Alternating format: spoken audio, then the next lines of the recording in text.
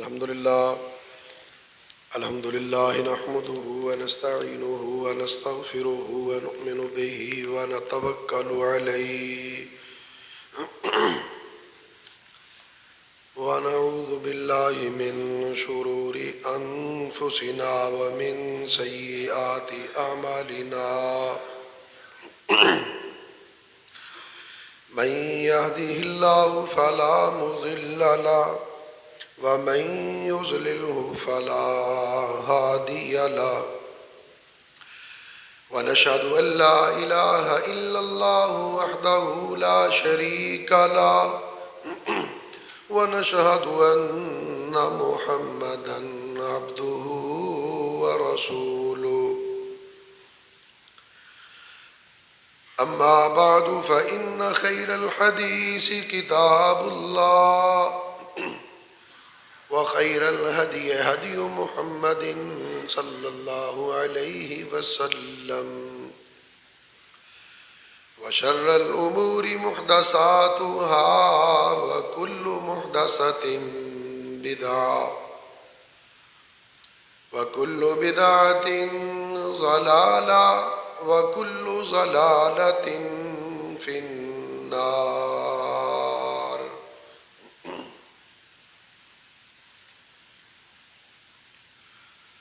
اللهم صل على محمد وعلى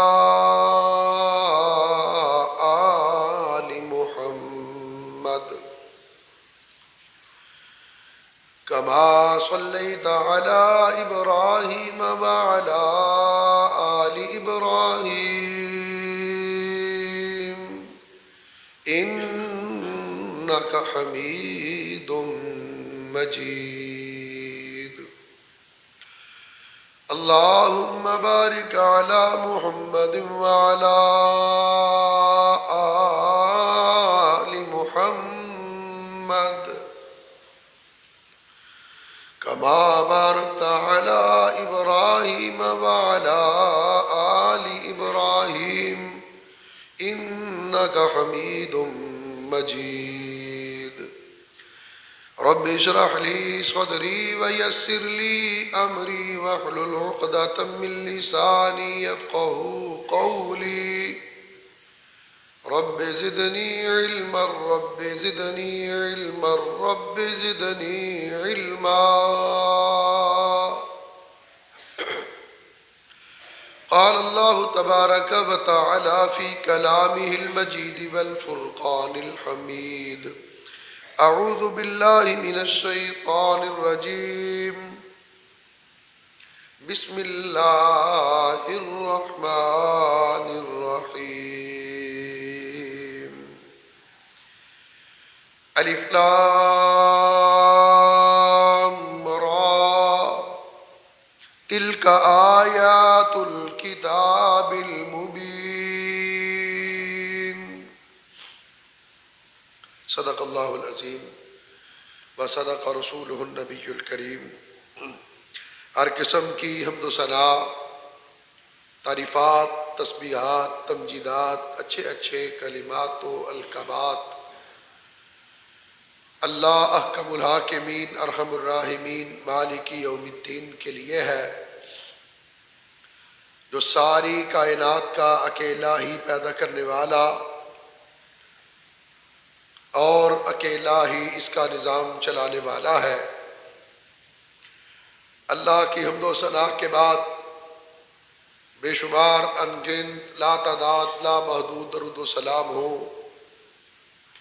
میرے اور آپ کے پیارے آقا، میرے اور آپ کے پیر و مرشد، امام الانبیاء، خاتم الانبیاء، نبی الانبیاء، جناب محمد الرسول اللہ صلی اللہ علیہ وآلہ وصحبہ وسلم کی ذات اقدس و مقدس پر کہ جنہیں کائنات کے رب نے ساری کائنات سے اعلیٰ اولا بالا کامل مکمل اکمل حسین اور احسن بنا کر مبعوث فرمایا. اس کے بعد کروڑوں رحمتیں ہوں حضرات صحابہ کرام، ازواج مطہرات، ائمہ اہل بیت، سلف صالحین اور ہمارے والدین پر.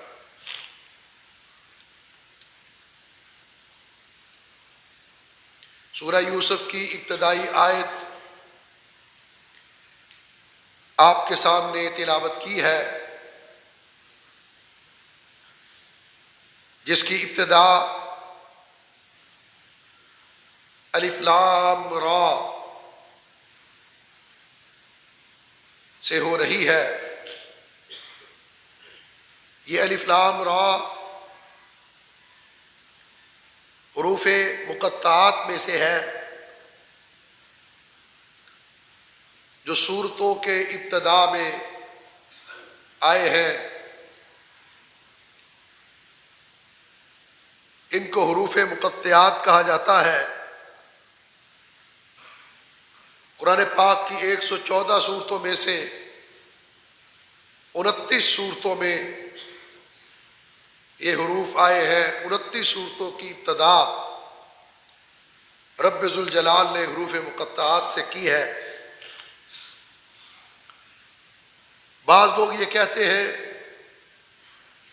کہ اس کا کوئی معنی نہیں، یہ غلط بات ہے۔ یہ بامعنی الفاظ ہیں، اس کے معنی ہیں لیکن اللہ جانتا ہے۔ عربی کے اندر کہا جاتا ہے فعل الحکم حکیمی لم یخلو بالحکمہ، حکیم کا کوئی بھی فعل حکمت سے خالی نہیں ہوتا۔ تو کائنات کا وہ مالک، وہ خالق جو حکیم بھی ہے، جو دانا بھی ہے، اس کا کوئی بھی فعل، اس کا کوئی بھی لفظ حکمت اور بصیرت سے خالی نہیں۔ اس کا ہمیں علم نہیں، اس کا دنیا والوں کو علم نہیں، تو اس کا یہ مطلب نہیں کہ اس کا کوئی معنی نہیں۔ اس کا ضرور معنی ہے، لیکن اس کو اللہ نے پوشیدہ رکھا۔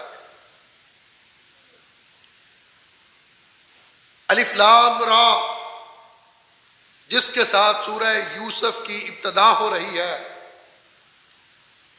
یہ لفظ قرآن پاک کی 5 سورتوں کے ابتدا میں آیا ہے۔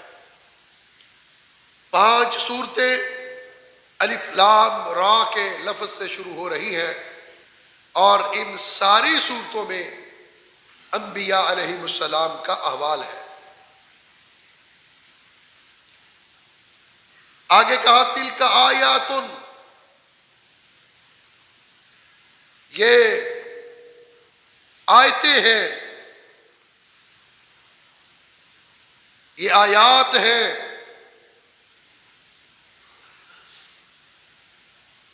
آیات آیت کی جمع ہے۔ آیت کا معنی عبرت اور نصیحت بھی ہے، اس طرح کہ قرآن پاک نے کہا قد کان لکم آیۃ فی فئتین التقطا، یقیناً تمہارے لیے ان 2 جماعتوں میں سے جب وہ ایک دوسرے سے ملی عبرت ہے، نصیحت ہے۔ 2 جماعتوں کا ملنا، ان کا مڈ بھیڑ ہونا، اس لفظ آیت کا معنی نشانی بھی ہے، جس طرح کہ رب ذوالجلال نے فرمایا فیہ آیات بینات مقام ابراہیم، کہ اس میں واضح نشانیاں ہیں ابراہیم علیہ السلام کے کھڑے ہونے کی جگہ۔ فیہ آیات بینات مقام ابراہیم، مقام ابراہیم میں واضح نشانیاں۔ اور آیت کا معنی کلام الہی بھی ہے۔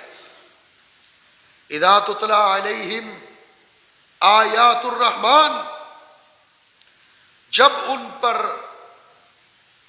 رحمان کی آیات پڑھی جاتی ہے، جب ان پر رحمان کا کلام پڑھا جاتا ہے۔ آیت کے کئی معنی ہیں، اس کا معنی معجزہ بھی ہے۔ وقالوا لولا انزل علیہ آیات من ربی، اللہ کہتا ہے کہ وہ کہتے ہیں کہ یہ ان پر ان کے رب کی طرف سے یہ معجزہ کیوں نہیں اترا، مکہ کے یتیم پر کیوں اترا؟ مکہ کے وڈیرے، چودھری، بڑے بڑے لوگ، مالدار، سرمایہ دار موجود تھے، پھر یہ معجزہ ایک یتیم پر کیوں اترا؟ تو اس کے لیے بھی اللہ نے آیت کا لفظ استعمال کیا۔ آیت کا معنی دلائل بھی ہے، براہین بھی ہے۔ پھر یہ بھی یاد رکھے کہ قرآن پاک کے ہر جملہ کو آیت کہا جاتا ہے، وہ معجزہ بھی ہے، نشان قدرت بھی ہے، نصیحت بھی ہے، عبرت بھی ہے، دلیل و برہان بھی ہے، بے نظیر و بے مثل کلام بھی ہے۔ ایسا کلام اللہ نے نازل کیا۔ اور یہاں پر جو کہا گیا تلک آیات الکتاب، تو یہاں پر آیت سے مراد کلام الہی ہے، اللہ کا کلام، کہ یہ اللہ کا کلام۔ اور پھر اس واقعہ کو بیان کرنے سے پہلے اللہ نے فرمایا تلک آیات، یہ آیات ہیں، یہ نشانیاں ہیں، یہ اللہ کا کلام ہے، یہ سچا واقعہ ہے، اور یہ سچے مالک کی سچی کہانی ہے جو یقین اور پختگی اور قربت کا سبب بنتی ہے۔ ایسے ہی بیان نہیں کیا گیا اس کو بیان کرنے والا خالق کائنات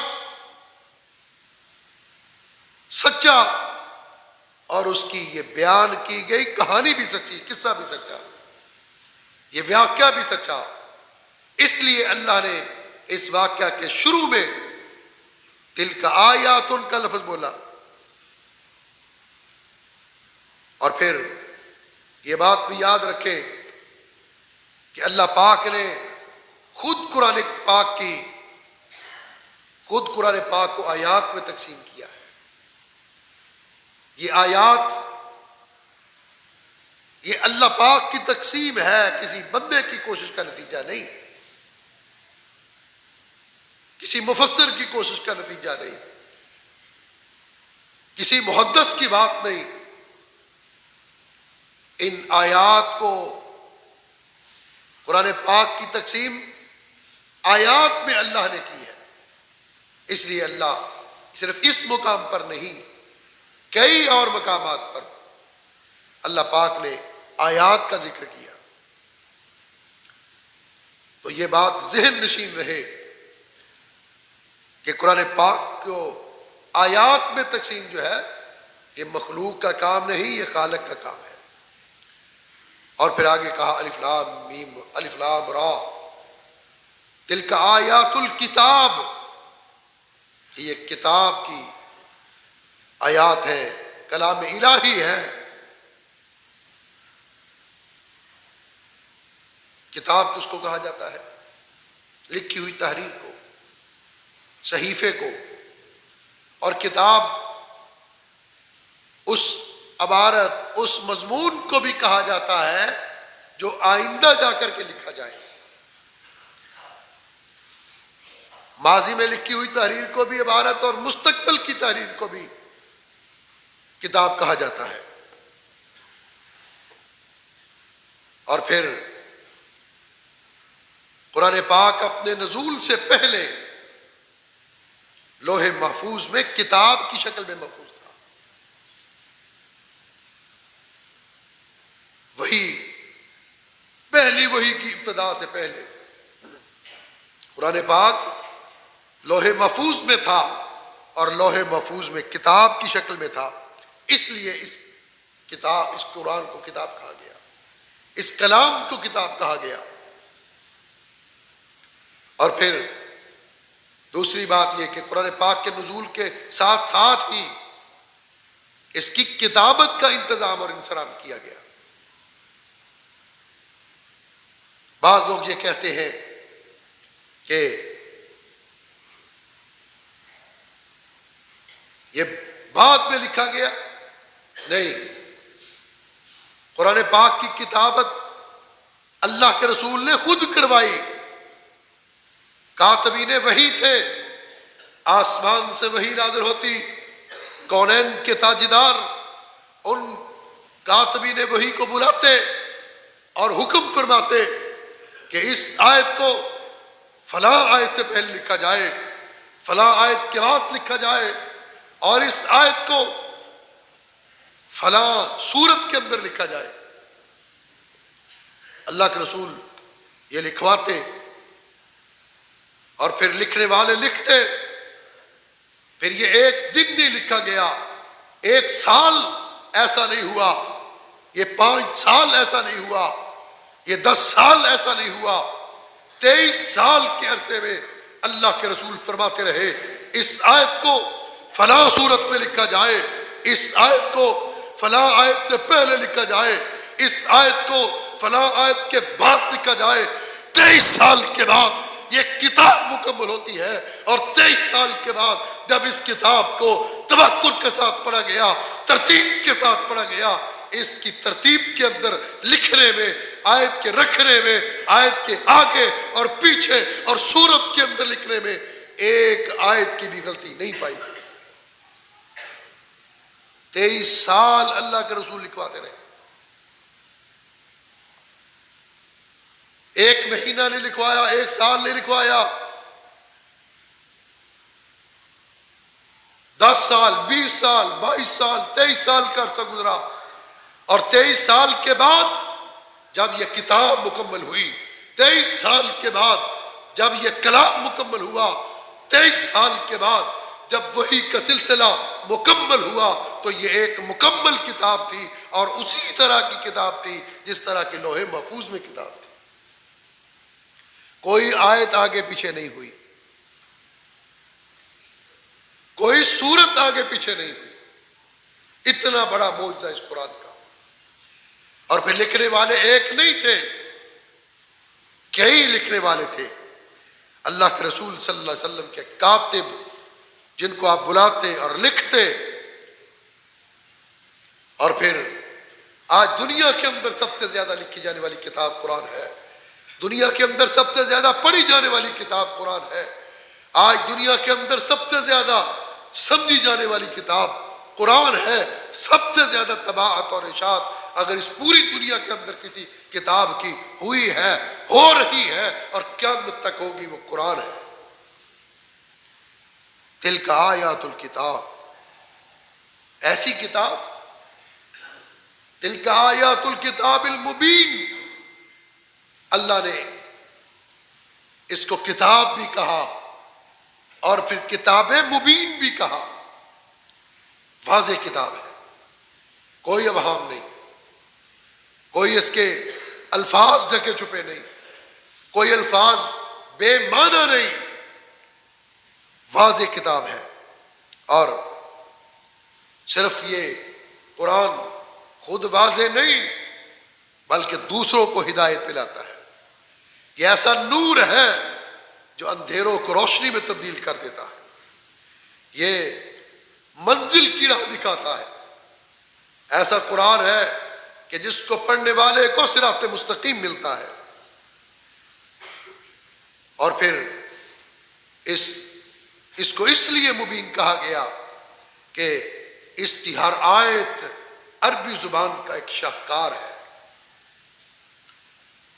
عربی زبان کی فصاحت، اس کو دیکھیں تو پتہ چلتا ہے کہ قرآن پاک کی ایک ایک آیت معانی اور مطالب کا سمندر ہے۔ ایک ایک آیت کے اندر معانی اور مطالب کا سمندر، یہ کلیئر بک ہے، واضح کتاب ہے۔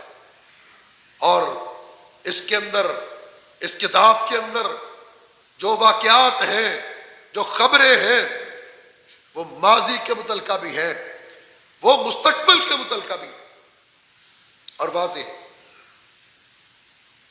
ماضی کے واقعات بھی واضح، مستقبل کے واقعات بھی واضح، اس کے اندر احکام بھی واضح، مسائل بھی واضح، اور اس کے اندر اخبار بھی واضح۔ اس لیے اس قرآن کو، اس کتاب کو کتاب مبین کہا گیا۔ الف لام را تلک آیات الکتاب المبین، ایک واضح کتاب ہے، اور پھر ایسی واضح کتاب کہ جس کے اندر کوئی شک نہیں پایا جاتا، جو شک سے پاک ہے، شکوک سے مبرہ ہے۔ جس طرح کہ میں نے شروع میں کہا کہ الف لام را یہ حروف مقطعات بامانی لفظ ہے، لیکن ہمیں اس کے معنی کا علم نہیں۔ اللہ پاک نے جب اپنے رسول کو یہ نہیں بتایا کسی حکمت کی وجہ سے، تو پھر ہم اس پر ٹائم ضائع کریں، اس کو کوشش کریں اس کے معنی تلاش کرنے کی۔ اور پھر ویسے بھی یاد رکھیں، اللہ اور اس کے رسول نے دین کے ہر حکم کو واضح کر دیا، کھول کھول کے بیان کر دیا۔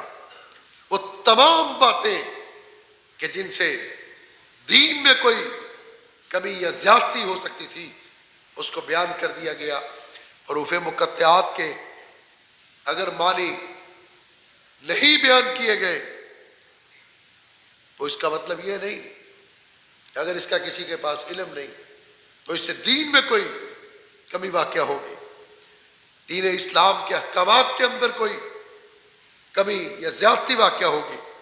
اس لیے ان چیزوں پر محنت کرنے کی بجائے، وقت لگانے کی بجائے، دین کے وہ احکامات، اللہ اور اس کے رسول کی وہ باتیں جو بالکل واضح، صاف اور مبین تبین ہیں، ان کو پڑھا جائے، ان کو سیکھا جائے، ان کو دیکھا جائے، ان پر عمل کیا جائے۔ اس لیے کہ قرآن پاک کو اللہ نے مبین کہہ کر اس پر غور و فکر کی دعوت دی۔ سورہ یوسف کی یہ پہلی آیت الف لام را تلک آیات الکتاب المبین، یہ کتاب مبین ہے۔ اس کا مطلب ہے اس کتاب کی طرف آؤ، اس کتاب کو دیکھو، اس کتاب کو پڑھو، اس کتاب پر غور و فکر کرو، تمہاری دنیا بھی بدلے گی، تمہاری آخرت بھی بدلے گی۔ اور پھر اس لیے کہ اس کتاب کی صداقت کے اندر کوئی شک نہیں، اس کتاب کی حقانیت کے اندر کوئی شک نہیں، اس کتاب کی عظمت میں کوئی شک نہیں، اس کتاب کے تقدس میں کوئی شک نہیں۔ یہ اللہ کی آخری کتاب ہے، آخری نبی پر، آخری رسول پر بھیجی گئی کتاب، اور یہ وہ کتاب کہ جس کے بارے میں پھر رب ذوالجلال نے اگلی آیت کے اندر کیا کہا، سورہ یوسف کی، انا انزلناہ قرآنا، انا بے شک ہم نے، انزلناہ نازل کیا ہم نے، قرآنا اس قرآن کو، عربیًا عربی زبان کے اندر، لعلکم تاکلون تاکہ تم عقل حاصل کرو، تم شعور حاصل کرو۔ اب ذرا غور کریں، اللہ پاک نے جب بھی قرآن کے نزول کی بات کی، انا انزلناہ فی لیلۃ القدر، ہم نے نازل کیا، ہم نے، انا نحن نزلنا الذکر، انا بے شک ہم نے، نحن ہم نے، نزلنا ہم نے نازل کیا، الذکر اس قرآن کو۔ جب بھی اللہ نے قرآن کے نزول کی بات کی، قرآن کے نازل ہونے کی بات کی، اللہ نے کہا ہم نے نازل کیا، ہم نے۔ یہ دو بار ہم نے، یہ فخریہ جملہ ہے، فخر کے ساتھ اللہ قرآن کے نزول پر بھی فخر کر رہا ہے، اللہ اس کتاب پر فخر کر رہا ہے، اللہ اپنے کلام پر فخر کر رہا ہے۔ گھر کے اندر ہانڈی جس دن اچھی بن جائے نا کسی عورت سے، وہ کہتی ہے میں نے پکائی ہے، میں نے پکائی ہے، میں نے، یہ شیرینی میں نے بنائی ہے، میں نے، یہ کڑھائی میں نے بنائی ہے، میں نے، فخری انداز میں بیان کر دی ہے۔ اللہ کہتا ہے ہم نے نازل کیا، ہم نے، 2 بار کہا یہاں پر بھی، انا انزلناہ قرآنا، ہم نے نازل کیا، ہم نے اس قرآن کو۔ اتنی عظیم کتاب ہے، اتنی بڑی کتاب ہے، اتنی مقدس کتاب ہے کہ جس کے نزول پر رب فخر کرتا ہے، فخری انداز میں، فخریہ کلمات میں اللہ کہتا ہے ہم نے نازل کیا، ہم نے اس قرآن کو۔ اور پھر یہ قرآن، اس قرآن کو قرآن کیوں کہا گیا؟ اس لیے کہ کثرت کے ساتھ اس کی تلاوت کی جاتی ہے، کثرت کے ساتھ اس کو پڑھا جاتا ہے۔ دنیا کی کوئی کتاب نہیں، کوئی آسمانی، کوئی غیر آسمانی، کوئی الہامی، کوئی غیر الہامی، کوئی ایسی دنیا کی کتاب نہیں جو اتنی کثرت کے ساتھ پڑھی جاتی ہو جتنی کثرت کے ساتھ قرآن پڑھا جاتا ہے، جتنی کثرت کے ساتھ یہ کتاب پڑھی جاتی ہے۔ اس لیے اس کتاب کو قرآن کہا گیا کہ اس دنیا کے اندر سب سے زیادہ پڑھی جانے والی کتاب یہ ہے۔ ہر ملک کے اندر، ہر علاقے کے اندر، ہر خطے کے اندر، ہر دور کے اندر، ہر زمانے کے اندر، ہر دن، ہر رات سب سے زیادہ کثرت کے ساتھ پڑھی جانے والی کتاب یہ قرآن ہے۔ اس لیے اس کو قرآن کہا گیا۔ آپ جغرافیہ کی کتاب اٹھائیں، تاریخ کی کتاب اٹھائیں، کیمسٹری کی کتاب اٹھائیں، بائیو کی کتاب اٹھائیں، فزکس کی کتاب اٹھائیں، میتھ کی کتاب اٹھائیں، یا کسی بھی دنیا کے دوسرے علوم کی کتاب کو اٹھاؤ، اس کو پڑھنا شروع کرو۔ کوئی ایک مرتبہ پڑھتا ہے، دوسری مرتبہ پڑھ لے گا، تیسری مرتبہ پڑھے گا، اس کے اندر بوریت ہونا شروع ہو جائے گی، وہ بور ہونا شروع ہو جائے گا۔ لیکن یہ اس کتاب کی عظمت ہے، یہ قرآن کی عظمت ہے۔ قرآن کو ایک بار پڑھو بڑا مزہ آئے گا، دوسری بار پڑھو وہ مزہ بڑھ جائے گا، تیسری بار پڑھو لطف کے اندر اضافہ ہوگا۔ جتنا قرآن کثرت کے ساتھ پڑھتا چلا جائے، اللہ اس انسان کے مزے کو دوبالا کرتا چلا جائے۔ کثرت کے ساتھ قرآن کی تلاوت کرنے والے لوگ، کثرت کے ساتھ اس کتاب کو پڑھنے والے لوگ، ان سے پوچھیں کہ ان کو کتنا لطف آتا ہے کہ قرآن کی تلاوت کے بغیر وہ سوتے نہیں، قرآن کی تلاوت کے بغیر وہ کام نہیں کرتے، قرآن کی تلاوت کے بغیر ان کی زندگیاں بے معنی ہے، بے مقصد ہے۔ تو قرآن اس لیے اس کتاب کو کہا گیا کہ یہ دنیا کے اندر سب سے زیادہ پڑھی جانے والی کتاب ہے، سب سے زیادہ بولی جانے والی کتاب ہے، سب سے زیادہ لکھی جانے والی کتاب ہے۔ اس کائنات کے اندر آج تک کوئی کتاب اتنی بڑی تعداد میں اس کی طباعت اور اشاعت نہیں ہوئی جتنی بڑی تعداد میں اس کتاب قرآن پاک کی طباعت اور اشاعت ہوئی ہے۔ اللہ کہتا ہے انا انزلناہ قرآنا، ہم نے اس قرآن کو نازل کیا عربین، اور پھر عربی زبان میں نازل کیا۔ عربی زبان میں کیوں نازل کیا؟ اس لیے کہ اس قرآن کے جو اولین مخاطب تھے وہ عربی زبان کو بولنے والے لوگ تھے، عربی زبان کو سمجھنے والے لوگ تھے۔ اور پھر عربی ان لوگوں کی معمولی عربی نہیں تھی، عربی کے اندر فصاحت بھی تھی، بلاغت بھی تھی، ان کا عربی کے اندر ادب بھی تھا، ان کی عربی کے اندر تاریخ بھی تھی، اور وہ عربی زبان پر عبور بھی رکھتے تھے۔ اللہ نے ایسے خطے میں، ایسے علاقے میں قرآن کو نازل کیا کہ جن لوگوں کی زبان عربی زبان تھی، اور یہ عربی زبان قرآن کے نزول سے 300 سال پہلے شروع ہوئی۔ پھر قرآن نازل ہوا، پھر قرآن کو آج 1400 سال گزر گئے، لیکن عربی زبان ایسی فصاحت والی، ایسی بلاغت والی زبان ہے کہ جس کے معنی نہیں بدلے، جس کے مفہوم نہیں بدلے، جس کا ترجمہ اور تفسیر نہیں بدلا، اس لیے کہ عربی زبان ام الالسنہ ہے۔ اس کے کسی بھی لفظ کا ترجمہ دنیا کی ہر زبان کے اندر ملے گا، ہر لغت کے اندر، ہر ڈکشنری کے اندر۔ اور پھر اس کے جو ذخیرہ الفاظ ہے، عربی زبان کا ذخیرہ دنیا کی کسی زبان میں اس کا کوئی ثانی نہیں ہے. ایک ایک چیز کے کئی کئی الفاظ عربی زبان کے اندر موجود ہیں اور ایک ایک لفظ کے کئی کئی معنی اس عربی کے موجود ہیں. اتنی فصیح زبان، اتنی بلیغ زبان. اور اس دور میں اللہ نے اس کو نازل کیا جس میں عربی کے بڑے بڑے شاعر بھی تھے، ادیب بھی تھے، لبیب جیسے شاعر کہ جن کے کہے ہوئے شعر کو لوگ حجت سمجھتے تھے اور ان کے اشعار اور وہ شاعر عرب کے اندر ایک برانڈ کی حیثیت رکھتے تھے. ان کا ایک نام تھا، ایک برانڈ تھا. آج جس طرح مختلف چیزوں کا برانڈ ہوتا ہے، اس برانڈ کی دکان پہ لوگ جاتے ہیں، قیمت نہیں پوچھتے، جو بتاتے ہیں وہ دے کے آ جاتے ہیں. یہ برانڈ ہے. عرب کے اندر وہ شاعر ایک برانڈ تھے، ان کی شاعری ایک برانڈ تھی. اللہ نے ان زبان دانوں کو چیلنج کر کے کہا اس قرآن جیسی کوئی کتاب لے کر آؤ. نہیں لا سکے. پھر کہا اس کی 10 صورتیں ایسی ہی لے کر کے آؤ. وہ نہیں لا سکے. پھر کہا کوئی ایک صورت ہی اس جیسی بنا کے لے آؤ.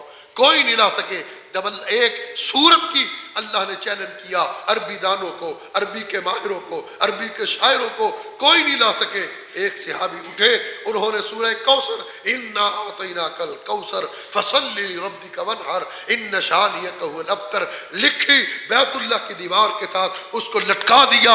رب کا چیلنج ہے. یہ قرآن پاک کی سب سے چھوٹی سورت 3 آیات پر مشتمل ہے. جاؤ اس کا توڑ لاؤ، اس کا مقابل لاؤ، اس کی نظیر لاؤ، اس کی مثال لاؤ. کوئی نہیں لا سکا. پھر ایک عرب کا شاعر اٹھا آ کر کے اس کے نیچے لکھتا ہے کہ یہ کسی انسان کا کلام ہے، یہ کسی انسان کا کلام نہیں، یہ قرآن ہے. امام ابن کثیر رحمۃ اللہ علیہ نے لکھا کہ یہ قرآن کتابوں کی سردار کتاب جو اللہ نے نبیوں کے سردار پر اتاری اور اس کو فرشتوں کے سردار کے ذریعے بھیجا اور مہینوں کے سردار میں نازل کیا اور شہروں کے سردار میں اللہ نے اس کے نزول کا اہتمام کیا. اور یہ کتاب امتوں کی سردار امت پر اللہ نے نازل کی. اس کے لیے امتوں کی سردار امت کے لیے اللہ نے اس کتاب کو نازل کیا. یہ کتاب کتابوں کی سردار جس نبی پہ اتری وہ نبیوں کے سردار، جو فرشتہ لے کر کے آیا وہ فرشتوں کے سردار، جس مہینے میں آئی وہ مہینہ مہینوں کے سردار، جس شہر میں آئی وہ شہر شہروں کے سردار، اور یہ کتاب جس امت پر آئی وہ امتوں کی سردار. ایسی عظیم کتاب اور ہر اعتبار سے مکمل کتاب، بے نظیر و بے مثل کتاب کہ جس کی مثال ہی کوئی نہیں. آج تک کوئی مثال اس کی پیش نہیں کر سکا. کوئی اس کی نظیر اس کتاب جیسی لانا دور کی بات ہے. 10 صورتیں نہیں لا سکا، ایک صورت نہیں لا سکا. اور پھر ایسی عظیم کتاب کہ جس کو لکھا گیا، تحریر کیا گیا. آپ ذرا اس بات کا اندازہ لگائیں اس بات پر کہ یہ کتنی عظیم کتاب ہے. آقا علیہ الصلوۃ والسلام اس کو لکھواتے اور لکھوانے کے بعد پھر آپ سنتے. اللہ کے رسول دنیا سے تشریف لے گئے. آپ کی وفات کے بعد ایک جنگ میں بہت سارے صحابہ جو قرآن کے حافظ تھے بڑی تعداد میں وہ شہید ہو گئے. حضرت عمر رضی اللہ تعالیٰ عنہ کو یہ فکر لاحق ہوئی آنے والے وقت میں کہیں قرآن کو تبدیل نہ کر دیا جائے، اس کے اندر تغیر پیدا نہ ہو جائے. لیکن اس کی حفاظت کا ذمہ اللہ نے لیا. انا نحن نزلنا الذکر وانا لہ لحافظون، کہ اس کو نازل بھی ہم نے کیا، اس کی حفاظت کا ذمہ بھی ہم لیں گے. اللہ کے رسول اس کو لکھواتے تھے، صحابہ لکھتے تھے. حضرت موسیٰ علیہ السلام پر تو رات اتری، حضرت موسیٰ علیہ السلام کے صحابہ نے اس کو لکھا نہیں ہے۔ حضرت عیسیٰ علیہ السلام پر انجیل اتری، حضرت عیسیٰ علیہ السلام کے صحابہ نے اس کو لکھا نہیں ہے۔ حضرت داؤد علیہ السلام پر زبور اتری، حضرت داؤد علیہ السلام کے صحابہ نے اس کو لکھا نہیں ہے۔ کسی بھی نبی کے صحابہ نے اترنے والی کتاب کو نہیں لکھا، کسی بھی نبی نے اپنے اوپر نازل ہونے والی کتاب کو لکھوایا نہیں۔ لکھنے کا اہتمام، لکھوانے کا اہتمام صرف اور صرف اللہ کے آخری پیغمبر، آخری رسول جناب محمد الرسول اللہ صلی اللہ علیہ وسلم نے فرمایا۔ کتاب تو محفوظ ہے، اللہ کہتا ہے بدلی نہیں جا سکتی۔ حضرت عمر رضی اللہ تعالیٰ عنہ امیر المؤمنین حضرت ابو بکر صدیق رضی اللہ تعالیٰ عنہ کی خدمت میں حاضر ہوتے ہیں، عرض کرتے ہیں امیر المؤمنین اگر اسی طرح قرآن کے حافظ دنیا سے اٹھ جائیں گے تو قرآن کی حفاظت کا کیا بنے گا؟ اس لیے اس قرآن کو ایک کتاب کی شکل میں لے آیا جائے، اس قرآن کو ایک مجلد کر دیا جائے، جلد کی صورت میں قرآن کو لکھ کر، اور پھر پوری اپنی جتنی بھی ریاست ہے، مملکت ہے، سلطنت ہے، ہمارا جہاں جہاں پر سکہ چل رہا ہے وہاں پر قرآن کریم کو نسخوں کو تقسیم کر دیا جائے، تاکہ آنے والے وقت کے اندر لوگ اس کو پڑھ کے اپنی اصلاح کر سکے، لوگ اس کو پڑھ کے قرآن پاک کو یاد کر سکے، لوگ اس کو پڑھ کے اپنے حفظ کو اس کے ساتھ مطابقت اختیار کر سکے۔ لیکن حضرت ابو بکر صدیق رضی اللہ تعالیٰ عنہ فرماتے ہیں کہ اللہ کے رسول نے اس کو مجلد نہیں کروایا، اللہ کے رسول نے اس کی جلد بندی نہیں کی، اللہ کے رسول نے اس کو اس شکل کے اندر اختیار نہیں کیا۔ جب اللہ کے رسول نے اختیار نہیں کیا، ابو بکر صدیق بھی نہیں کرے گا۔ اب ذرا غور کیجیے،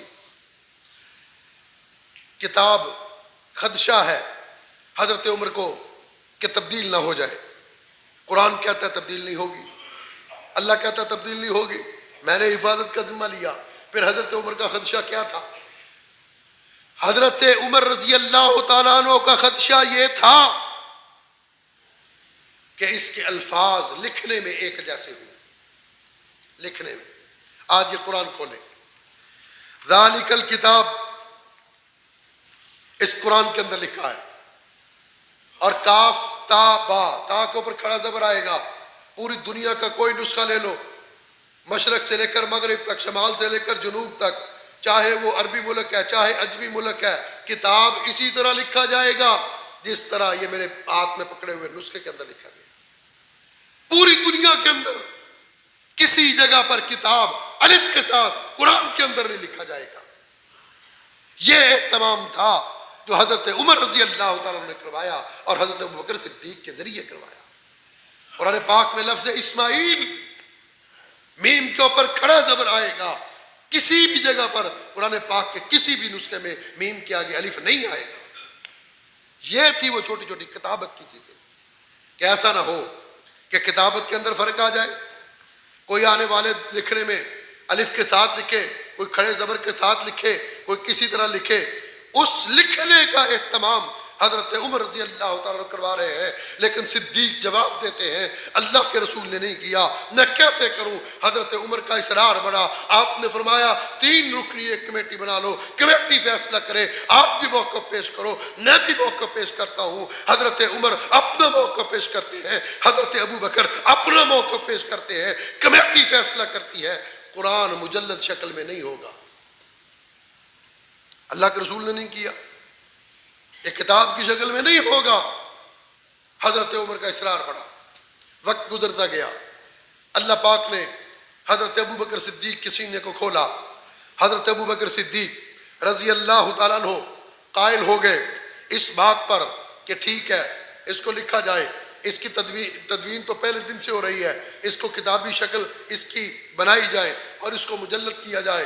حضرت ابو بکر صدیق رضی اللہ تعالیٰ عنہ نے ایک کمیٹی بنائی، اس کمیٹی کے اندر وہ تمام کاتبین وحی تھے جن کو اللہ کے رسول قرآن پاک کی کتابت کے لیے طلب کرواتے، ان سے قرآن پاک کی کتابت کرواتے۔ اس کمیٹی کے اندر وہ سارے لوگ تھے۔ پھر اس کمیٹی کے اندر عشرہ مبشرہ بھی تھے، اس کمیٹی کے اندر خلفائے راشدین بھی تھے، اور یہ ساری کمیٹی بنتی ہے قرآن پاک کی ترتیب کے لیے، قرآن پاک کو مجلد کرنے کے لیے، مجلد شکل میں لانے کے لیے۔ اور اس کمیٹی کے سربراہ حضرت زید بن ثابت رضی اللہ تعالیٰ عنہ کو حضرت ابو بکر صدیق نے بنا دیا۔ اب دیکھیے، حضرت زید بن ثابت کی عمر ہے 21-22 سال، اور اس کمیٹی میں حضرت عمر بھی ہیں، ابو بکر بھی ہیں، حضرت عثمان بھی ہیں، حضرت علی بھی ہیں، کبار صحابہ بھی ہیں، سابقون الاولون بھی ہیں، عشرہ مبشرہ بھی ہیں، لیکن کمیٹی کا سربراہ صدیق اکبر نے ایک نوجوان کو مقرر کیا۔ حضرت زید بن ثابت رضی اللہ تعالیٰ عنہ کاتب وحی تھے، اللہ کے رسول کے منشی اور سیکٹری۔ وہ فرماتے ہیں اگر امیر المؤمنین مجھے حکم دیتے کہ اس احد پہاڑ کو کھود کھود کے تراش تراش کے دوسری جگہ پہ منتقل کر دو تو وہ اتنا مشکل نہیں تھا جتنا یہ مشکل کام ابو بکر صدیق نے میرے ذمہ لگا دیا۔ پھر آگے حکم دیتے ہیں، حضرت ابو بکر صدیق رضی اللہ تعالیٰ عنہ حکم دیا کہ اعلان کروا دیا جائے پورے مدینے کے اندر جس کے پاس قرآن پاک کی لکھی ہوئی آیت ہے وہ لے کر کے آئے، لکھی ہوئی صورت ہے وہ لے کر کے آئے، لکھا ہوا نسخہ ہے وہ لے کر کے آئے، جتنا بھی جس مقدار کے اندر بھی موجود ہے وہ لے کر کے اس کمیٹی کے روبرو پیش ہو۔ سب سے پہلے جو کمیٹی کے ارکان ہیں وہ آپس میں ایک دوسرے کو سنائیں اور اس کی تصدیق کریں جی کہ یہ آیت میں نے اللہ کے رسول سے سنی اور یہ آیت میں نے اللہ کے رسول کو سنائی۔ یہ دو باتیں ہونی چاہیے۔ اس کے بعد پھر ہر بندہ اپنی اس پر جو ہے وہ دو گواہ لے کر کے آئے، دو گواہ ہوں، وہ کمیٹی سے باہر کے دو بندے ہوں، کمیٹی کے باہر سے دو بندے گواہ ہوں۔ وہ دو بندے ان کے پاس بھی لکھی ہوئی عبارت ہو اور ان کے پاس اس بات کی تصدیق ہو کہ اس نے یہ آیت لکھی، یہ سورت لکھی، یہ قرآن پاک لکھا اور اس نے اللہ کے رسول کو دکھایا، آقا علیہ الصلوۃ والسلام نے اس کی توثیق کی۔ پھر اس آیت کو، اس سورت کو قرآن پاک کا حصہ بنایا جائے گا۔ جس پر اتنے زیادہ گواہیاں نہیں ملتی اس کو قرآن پاک کی آیت کا حصہ نہیں بنایا جائے۔ یہ کمیٹی بیٹھتی ہے مسجد نبوی میں، اوپن فورم ہے، بند کمرے کے اندر نہیں ہے، اوپن فورم تشکیل دیا گیا، جو مرضی آئے، قرآن پاک مجلد ہو رہا ہے، قرآن پاک لکھا جا رہا ہے، جو مرضی آئے اس کو دیکھے، اپنے نسخے کے ساتھ ملائے، اپنی ذہانت کے ساتھ ملائے، اپنے حافظے کے ساتھ ملائے، چیلنج کرے۔ کمیٹی اوپن فورم کے ساتھ بیٹھی ہے اور پھر یہ کمیٹی لکھتے لکھتے جب اس بات پر پہنچی کہ قرآن پاک مکمل ہو گیا، قرآن پاک کی تکمیل ہو گئی، قرآن پاک مجلد شکل میں آنے لگا، لیکن ایک آیت پہ آ کر بات رک گئی۔ ایک آیت پہ، آیت کیا تھی؟ لَقَدْ جَاءَكُمْ رَسُولٌ مِّنْ أَنفُسِكُمْ عَزِيزٌ عَلَيْهِ مَا عَنِتُّمْ حَرِيصٌ عَلَيْكُمْ بِالْمُؤْمِنِينَ رَءُوفٌ الرَّحِيمٌ۔ سورہ توبہ کی آیت ہے۔ اب آئے ایک آیت، کمیٹی کے ارکان نے یہ سنائی اور ایک دوسرے کی تصدیق کی، لکھے ہوئے یہ جملے اور لکھے ہوئے، جس نے کاغذ پہ لکھا اس نے کاغذ پیش کیا، جس نے پتھر پہ لکھا اس نے پتھر پیش کیا، جس نے چمڑے پہ لکھا اس نے چمڑا پیش کیا، جس نے پتے پہ لکھا اس نے پتا پیش کیا، جس کے بعد جو عبارت تھی جس چیز پر تھی اس کو کمیٹی کے سامنے پیش کیا۔ ساری کمیٹی اس پر متفق ہوتی ہے۔ اب مسئلہ ہے اس پر باہر سے گواہ لایا جائے، باہر سے ایک گواہ ملتا ہے لیکن ایک گواہ کے بعد اس پر دوسرا گواہ نہیں ملتا۔ گواہ ایک ہے، صدیق اکبر کا فیصلہ ہے۔ میرٹ یہ ہے کہ دو گواہ ہوں گے تو وہ آیت، وہ سورت قرآن پاک کا حصہ ہوگی، لیکن گواہ ایک مل رہا ہے۔ جب گواہ ایک ملا پھر خطبہ جمعہ کے اندر اعلان کر دیا گیا یہ ایک آیت مل رہی ہے، کمیٹی سے باہر ایک گواہ مل رہا ہے، دوسرا گواہ نہیں ہے۔ کسی کے گھر کے اندر یہ آیت ہو، کسی کے کاغذ کے پاس، کسی کے پتھر پہ لکھی ہوئی، کسی کے چمڑے کے ٹکڑے پر لکھی ہوئی، کسی کے صندوق میں، کسی کی الماری میں، کسی کے گھڑے میں، گھر کے اندر یہ آیت ہے، وہ لا کر کے پیش کرے، دوسرا گواہ چاہیے۔ خطبہ جمعہ کے اندر کوئی نہیں بولتا۔ اس کمیٹی کو ایک وفد کی شکل میں تشکیل دیا گیا۔ وہ وفد پھر مدینہ کے ہر گھر جاتا ہے، ہر گھر پہ جا کر دستک دیتا ہے کہ یہ قرآن پاک کی آیت ہے، اس کا کمیٹی سے باہر ایک گواہ مل رہا ہے، دوسرا گواہ نہیں ہے۔ کسی گھر کے اندر یہ نسخہ موجود ہو، کسی گھر کے اندر یہ آیت موجود ہو، وہ سامنے لائے، کمیٹی کے سامنے پیش کرے۔ پورے مدینے سے کوئی بھی اس پر دوسرا گواہ نہیں ملتا۔ یہ کمیٹی مدینے سے باہر نکلتی ہے، قبائل میں جاتی ہے، دیہات میں جاتی ہے، اعلانات کیے جاتے ہیں، انتظار کیا جاتا ہے، قبائل سے بھی دوسرا گواہ نہیں ملا، دیہات سے بھی دوسرا گواہ نہیں ملا۔ کمیٹی آ کر رپورٹ پیش کرتی ہے، حضرت ابو بکر صدیق رضی اللہ تعالیٰ عنہ سے دوسرا گواہ نہیں مل رہا۔ مدینہ بھی دیکھا، گلیاں بھی دیکھی، قبائل بھی دیکھے، سارے دیہات بھی دیکھے، اعلانات بھی کر لیے، دوسرا گواہ نہیں مل رہا۔ کمیٹی کہتی ہے یہ قرآن کی آیت ہے، ایک گواہ موجود ہے، وہ گواہ کہتا ہے یہ قرآن کی آیت ہے۔ صدیق اعلان کرتے ہیں جب تک دوسرا گواہ نہیں ملے گا ابو بکر اس کو قرآن کا حصہ نہیں بنائے گا۔ ذرا غور کیجئے، پیچھے آئیے۔ آقا علیہ الصلوۃ والسلام کا معمول مبارک تھا، آپ لوگوں کے حالات و واقعات کو پتہ کرنے کے لیے کبھی کبھی اکیلے بھی نکلتے، مدینہ کی گلیوں میں، مدینہ کے بازار میں، کبھی مدینہ سے باہر بھی اکیلے تشریف لے جاتے، لوگوں کے حالات اور واقعات جاننے کے لیے۔